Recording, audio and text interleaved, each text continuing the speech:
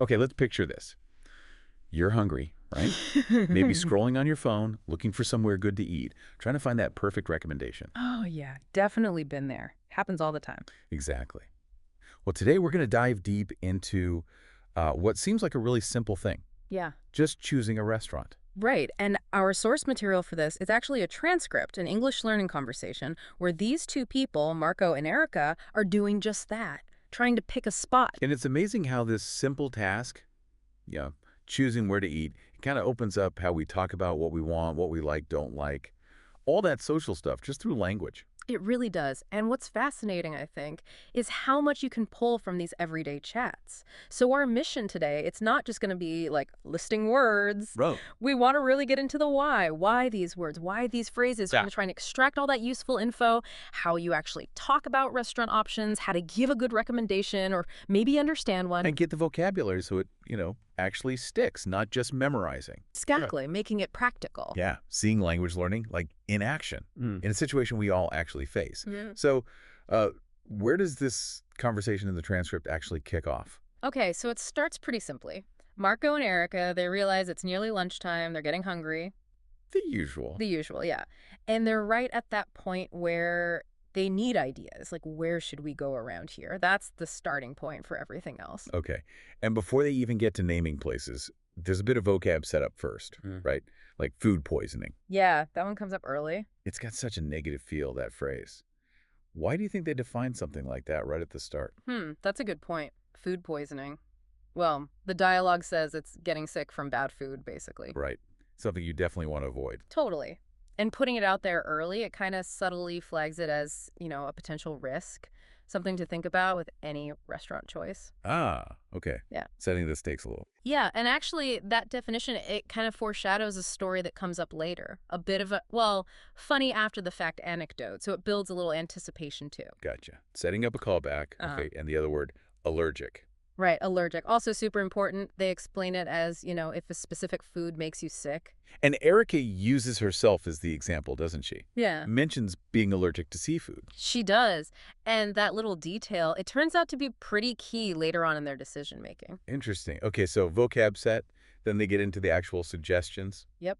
First one up is Marco suggests a nice Italian place. Okay, Says it has fantastic food, beautiful decor, pretty positive. sounds good. And he said something like, He says, I'd recommend giving it a try.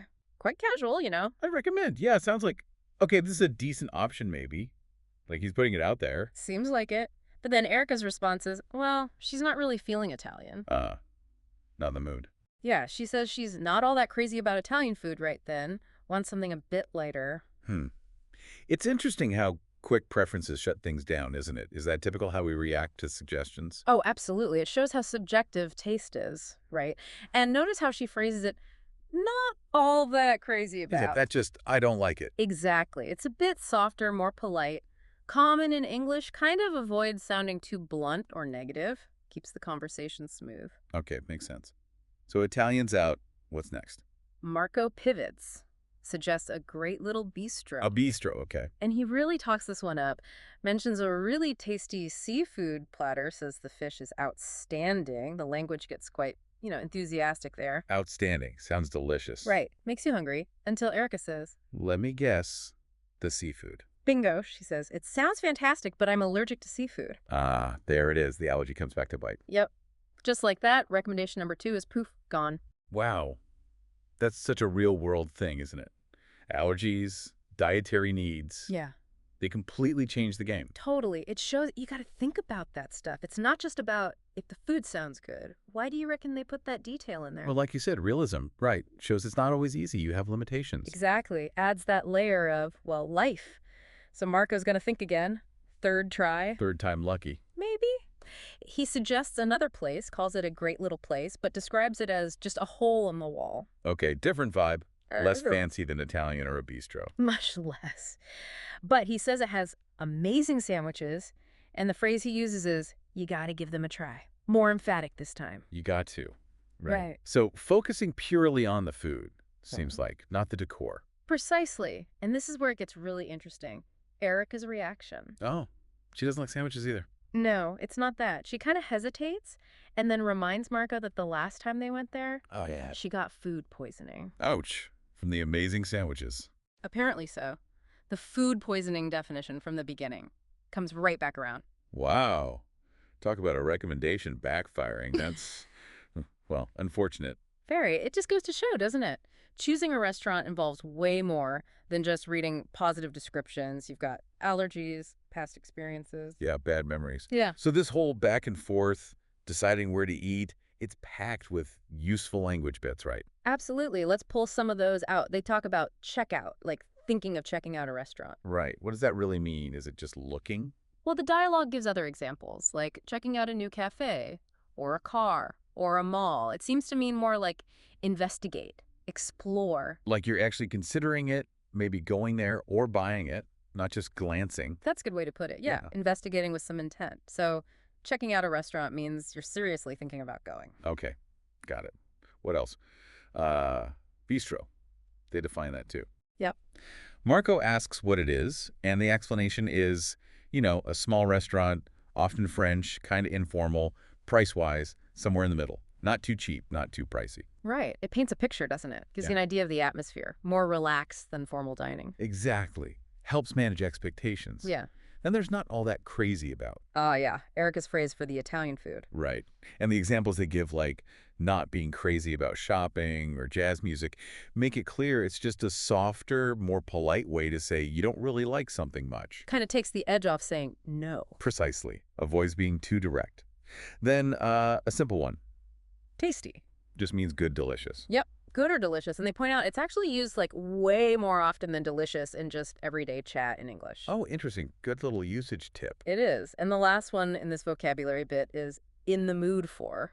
Like Erica wasn't in the mood for Italian, wanted something lighter. Exactly. Or the examples like, maybe you're not in the mood for hamburgers again, or you don't fancy watching a horror movie tonight. It just means what you feel like doing or eating or watching right now. Your current feeling, basically. Your current inclination, yeah. So that's the vocab.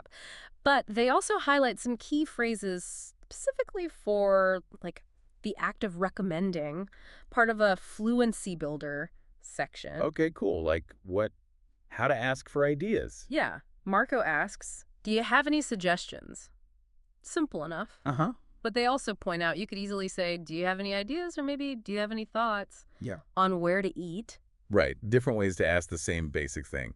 Good to have options. Always. And then for giving suggestions, Yeah. Marco's examples are key. He said, I'd recommend giving it a try for the Italian place. Right. And for the sandwich place, the one with the dodgy past, Yeah. he used, you got to give him a try a bit stronger. I'd recommend. And you've got to. Okay. Useful phrases. Definitely your go-to structures. And there's a really crucial pronunciation point linked to this. Contractions. They stress using I'd instead of I would, and you got to instead of you have got to. Yeah. That makes a huge difference in how it sounds, doesn't it? Yeah. Much more natural. Massive difference. It's all about that natural rhythm and flow of spoken English. It's how people actually talk, so understanding and using them helps you sound more natural and helps you understand others better, too. Definitely. Speaking of real experiences, Erica tells that story about food poisoning from her trip, right, in Morocco. Yeah, that anecdote. What stands out about that one? Well, for me, it was the source. Fresh orange juice, Okay. right? That's right. Not what you'd typically suspect first. Exactly. It really highlights how food safety stuff can pop up unexpectedly. And then there's the sheer misery of being sick while traveling, like stuck on a bus. Awful. Oh, man, yeah.